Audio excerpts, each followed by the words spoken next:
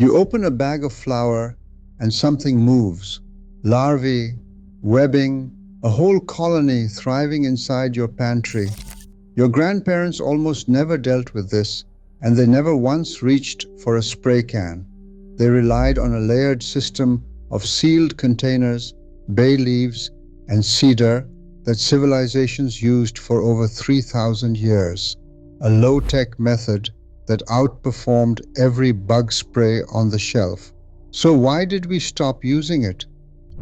Centuries before the advent of chemical factories, protecting the harvest required physical barriers and botanical defense. In medieval Europe, household stewards managed grain supplies by layering dried bay leaves directly into wooden storage chests. This was not about curing an infestation after it took hold, but preventing one from ever starting. This preventive strategy traces back thousands of years through the clay vessels of antiquity. In ancient Egypt, Greece, and Rome, dry goods were stored in fired clay pots and amphorae. To make these porous containers airtight, builders and farmers coated the interior walls with a thin film of melted beeswax or pine resin.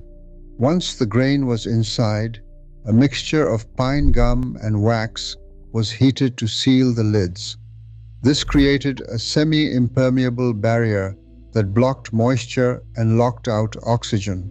Classical writers like the Roman agronomist Varro observed that weevils could not breed where fresh air failed to reach. The seal kept the insects out, while the natural oils within the pine resin acted as an initial chemical barrier.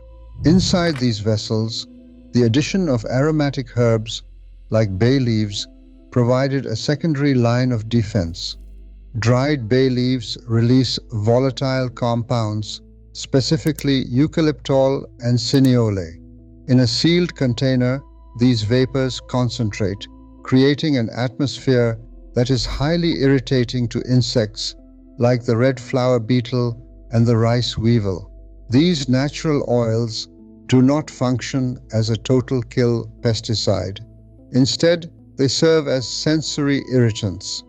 The volatile chemicals scramble the insect's olfactory receptors, masking the smell of the grain and disrupting their ability to find food or lay eggs. By combining a tight biopolymer seal with sensory deterrence, ancient stewards built an environment where pests could neither enter nor function. The operating goal was exclusion and deterrence before contamination rather than cleanup after infestation. Long before modern chemistry offered reactive sprays to clean up contaminated pantries, early civilizations quietly mastered the art of keeping the insects from ever getting inside. While tight seals and bay leaves guarded the grain inside vessels, early American households built chests and lined closets with eastern red cedar. The protective value of this wood relies on the dense heartwood itself, rather than a fleeting surface aroma. This heartwood naturally concentrates organic compounds like cedrol, thujopsine, and alpha-cedrine. These slow-releasing sesquiterpenes act as sensory irritants, disrupting the olfactory pathways that pantry moths and beetles rely on to navigate. Unlike highly volatile herbs, cedar releases these compounds over several months, providing a persistent defensive layer. In modern homes, placing untreated cedar blocks or chips near storage areas continues this tradition. It acts as a durable, long-lasting companion to airtight containers, reinforcing the primary physical seal with a steady chemical deterrent. In the mid-20th century, the centuries-old focus on physical exclusion and botanical barriers dissolved with the rise of synthetic chemistry. Corporate manufacturers like DuPont and Monsanto introduced dichlorodenyltrichloroethane, commonly known as DDT, to the civilian market. Advertised as a total kill miracle, DDT shifted the household mindset from keeping pests out to destroying them once they arrived. The convenient spray can replaced the methodical layering of herbs and airtight seals. For the post-war American consumer, pest control became reactive rather than preventive. Instead of carefully sealing flower jars or lining pantries with cedar, families relied on a quick chemical spray after spotting an infestation. This shift normalized chemical dependency in the kitchen, offering immediate convenience at the expense of preventive vigilance. The spray can become the default household solution, redefining how we managed food security at home. On June 14, 1972, Environmental Protection Agency Administrator William Ruckelshaus issued a cancellation order banning nearly all domestic uses of DDT. This decision, which went into effect on December 31st, was a legitimate safety response to overwhelming scientific evidence of environmental persistence. Decades of heavy use had caused severe biomagnification up the food chain, thinning eggshells and leaving only 487 nesting pairs of bald eagles in the country by 1966. By the time the ban took effect, the older physical traditions of airtight containers and botanical deterrents had been swept aside, replaced by a deeply institutionalized spray can habit in the American home.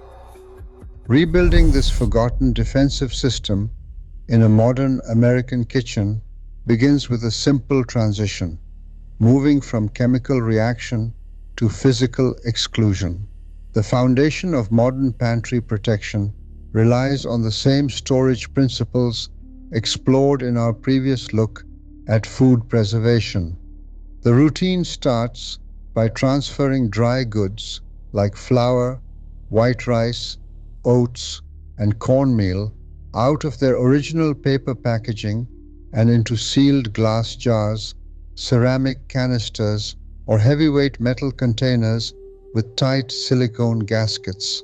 These non-porous barriers serve as the absolute primary control measure, physically denying wandering pests a way inside. Once this airtight seal is established, botanical deterrents provide the secondary layer of defense.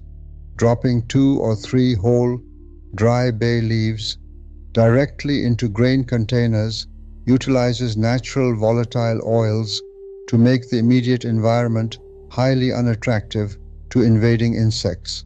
Outside the jars, placing untreated eastern red cedar blocks or chips in the corners of cabinets and pantry shelves creates an outer boundary of sensory deterrence.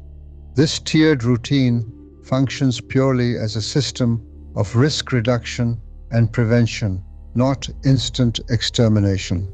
If weevils or moths are already present inside a newly purchased bag of grain, these botanicals will not rescue it. Instead, they ensure that clean food remains clean and that an isolated breakout cannot spread to the rest of the pantry. By relying on physical barriers and plant-based deterrents, households eliminate the risk of synthetic chemical residues settling near food. This approach also breaks the cycle of recurring insecticide purchases, replacing a continuous stream of chemical spray cans with reusable glass jars and inexpensive leaves. Modern kitchens can achieve reliable food security by simply shifting the default from reaction to prevention. This protective system is far more than a modern homesteading trend. For over 3,000 years, unconnected civilizations across the globe independently developed the exact same strategy.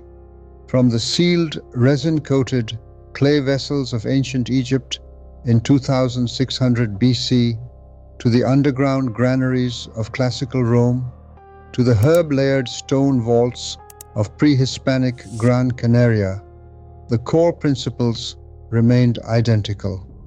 These societies, separated by vast oceans and centuries of history, realized that food security required active stewardship rather than reactive chemical treatment. They relied on physical exclusion and botanical deterrence because they understood a fundamental rule of biology: keeping pests out is far easier than trying to eradicate them once they settle in. This traditional wisdom only faded from daily life when mid-20th century manufacturing offered a deceptively simple alternative. The modern spray can did not displace these ancient methods because they had failed. It displaced them because it promised immediate convenience. Returning to these physical barriers and natural repellents is not an outdated step backward. Instead, it is a practical return to a proven, self-reliant system of household protection that reliably secured the food supply for millennia. Today, our homes remain chemical battlegrounds, yet the smartest solution is the simplest. By trading synthetic sprays for sealed jars and botanical barriers, we are not retreating. We are reclaiming a timeless philosophy. The most effective way to win the battle against pests is to never let it begin.